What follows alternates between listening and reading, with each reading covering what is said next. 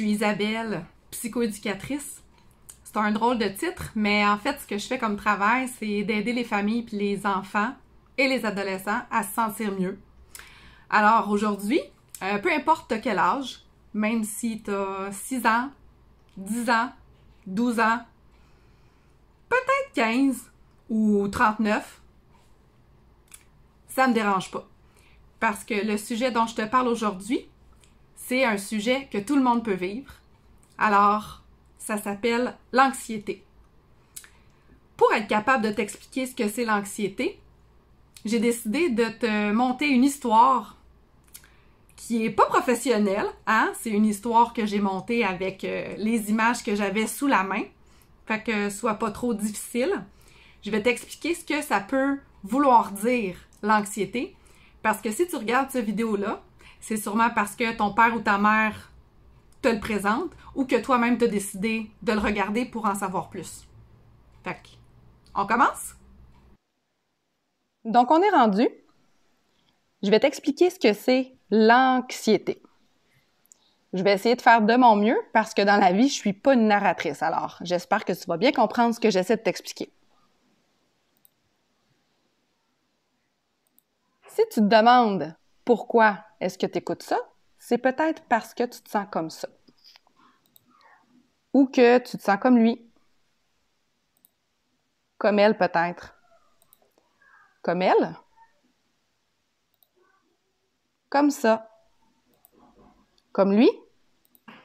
Ou encore comme lui. Inquiet. Est-ce que c'est le mot qui décrit le mieux comment tu te sens? Stressé peut-être? T'as peur? Est-ce que tu te sens anxieux, anxieuse? Est-ce que c'est ça le bon mot qui décrirait comment tu te sens? Nerveux ou nerveuse? C'est tous des mots qui peuvent faire du sens sur tes sensations et toutes ces émotions-là sont normales. C'est juste qu'en ce moment, elles prennent trop de place dans ta bédaine, dans ta tête, dans ton corps. On va essayer d'aller comprendre ce qui se passe.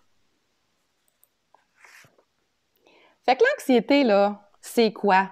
Qu'est-ce que ça mange en hiver? En fait, l'anxiété, ça provient de la peur. Si tu regardes ici, c'est l'évolution de l'humain. La peur, elle existe depuis toujours. Ça servait à survivre. Parce que si on n'avait pas eu peur, on ne serait pas là aujourd'hui pour se parler. Ici, c'est notre génération. Donc, c'est l'humain d'aujourd'hui. Mais j'aimais pas cette image-là. J'aime mieux celle-là. Alors, on est ici, avec des souliers, des vêtements et une intelligence. Maintenant, notre cerveau est devenu très, très, très intelligent, mais à la base, le cerveau des humains a toujours eu la même partie. Et cette partie-là du cerveau, que tu vois en rouge, elle est restée pareille. C'est juste que le cerveau a grandi avec les centaines d'années. Pour t'expliquer ce qui s'est passé, je vais passer par l'homme de Cro-Magnon, qui est juste avant nous, celui-là. De toute façon, celui-là se fouille dans le nez, puis celui-là, me semble que j'y fais pas trop confiance. Donc, on va parler de l'homme de Cro-Magnon juste ici. L'homme de Cro-Magnon vivait dans les grottes avec pas grand-chose sur le dos et son travail principal, c'était de survivre. Sa vie, à tous les jours, était remplie de dangers réels. Regarde, à cette époque-là, il y avait des mammouths ou des animaux dangereux. Il n'y avait pas grand choix à ce moment-là quand ça arrivait. Il n'y avait pas de mitraillette là, dans ce temps-là. Donc, les deux choix qui restaient, principalement, c'était se battre ou s'enfuir. Hein? C'était pas bien compliqué. C'était pour survivre. Qui décidait, tu crois, s'il fallait se battre ou s'enfuir? C'est lui qui décidait. C'est encore lui qui décide d'ailleurs aujourd'hui. Ça, c'est la partie du cerveau dont je te parlais. C'est celle qui est restée pareille. C'est la partie du cerveau panique. Tu vois ici, Monsieur Reptilien. C'est lui qui décide s'il faut se battre ou s'enfuir. C'est la zone de la peur. Et qui appuie sur le bouton?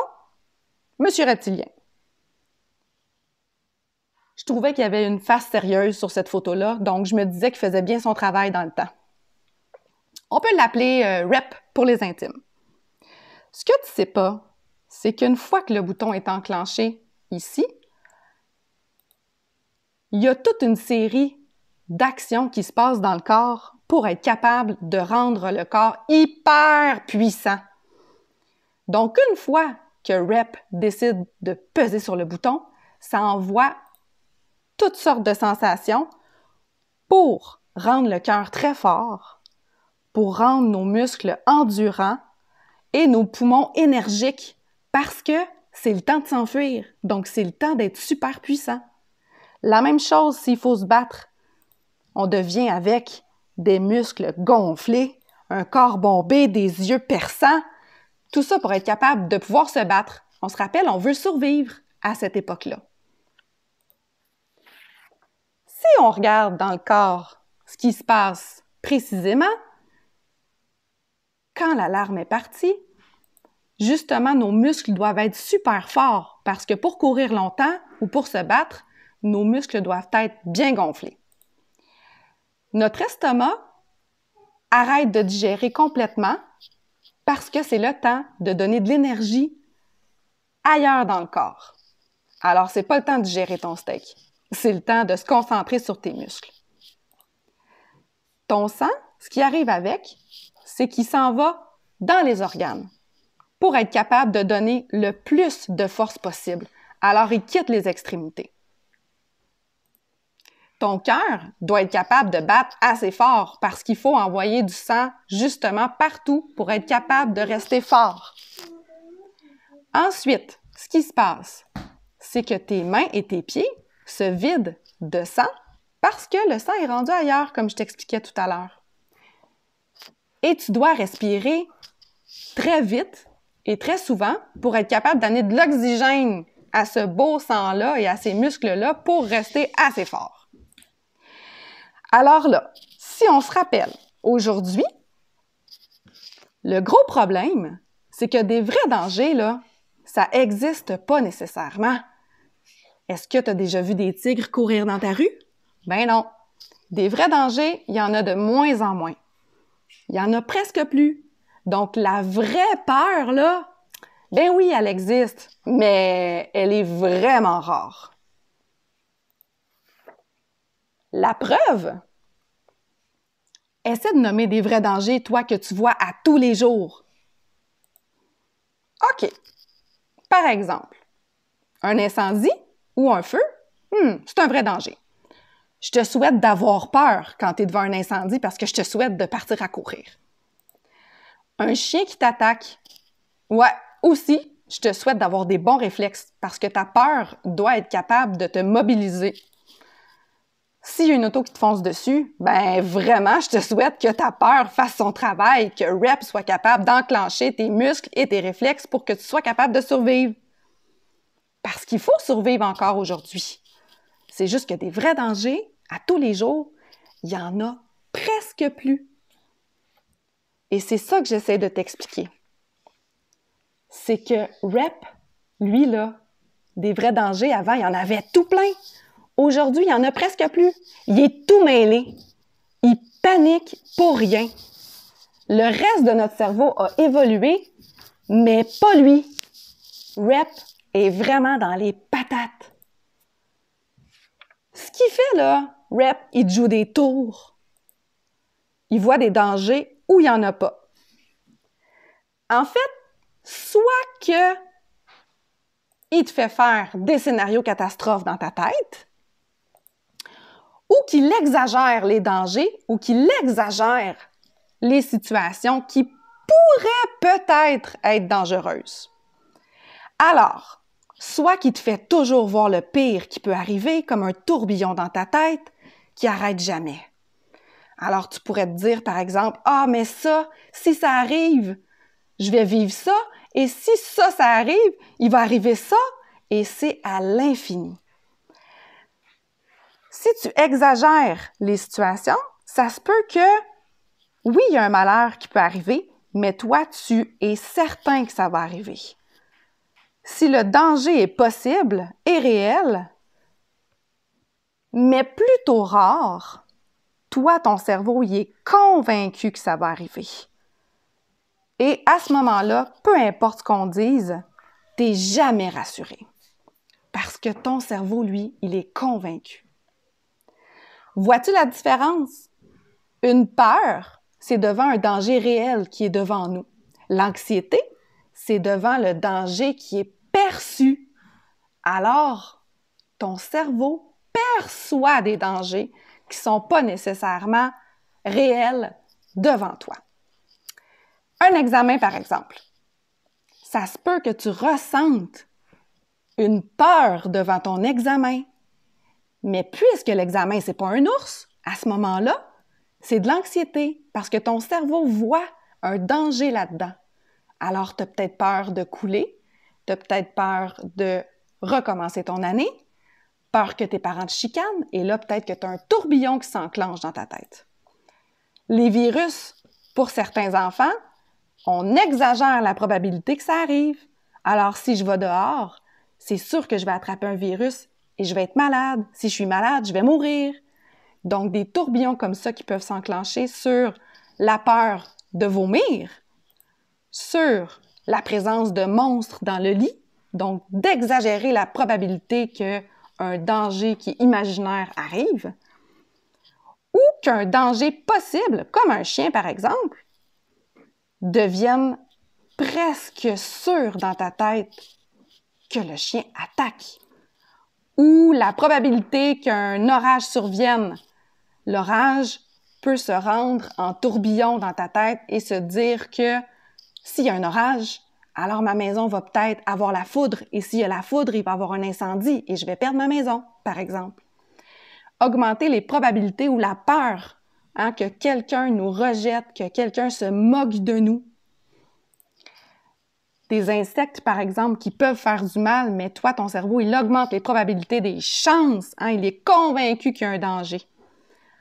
La peur de se sentir pas bien, d'être malade, de se blesser, par exemple, ou qu'il y a des voleurs dans ta maison. Donc, toutes sortes de situations que ton cerveau, en ce moment, il invente parce que Monsieur Reptilien, il est mélangé. Il n'y a plus de vraie peur dans sa vie. Alors là, il en invente. Il te joue des tours.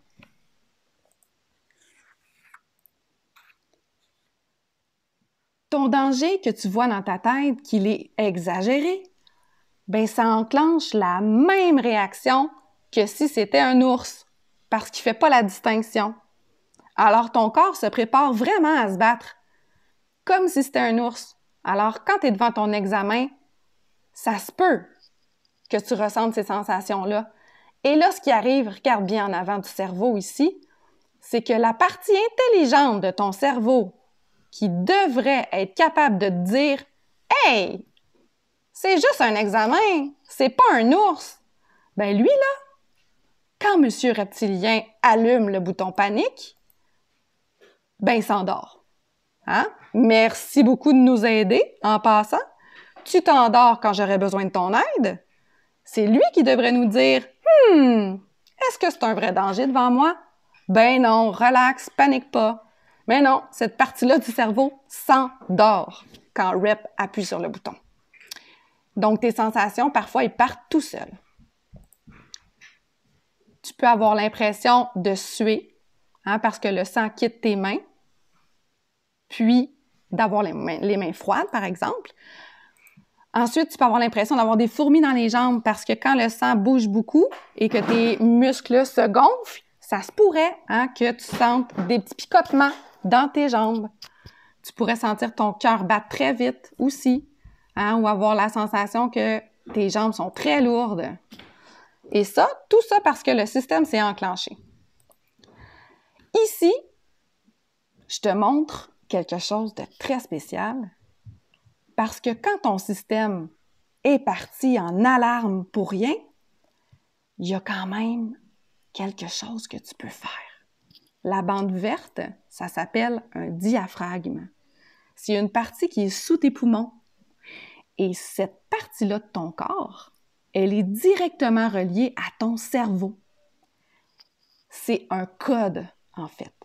Le diaphragme, quand il bouge, il envoie un message comme si tu entrais un code pour calmer un système d'alarme.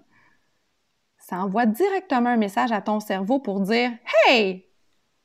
Il n'y a pas de danger ici, là! » Alors, pour faire bouger ton diaphragme, tu le vois bien, il faut faire rentrer de l'air dans tes poumons. Alors, plus tes poumons se gonflent d'air et poussent sur ton diaphragme, plus le message est fort et se rend jusqu'à ton cerveau. Des fois, ça peut prendre 10 minutes, 15 minutes, mais c'est certain que si ton diaphragme bouge assez, ça va envoyer un message, c'est certain.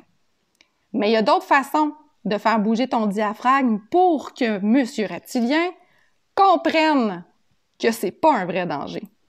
Tu peux essayer de faire du yoga comme lui ou comme la chèvre en haut, comme tu veux.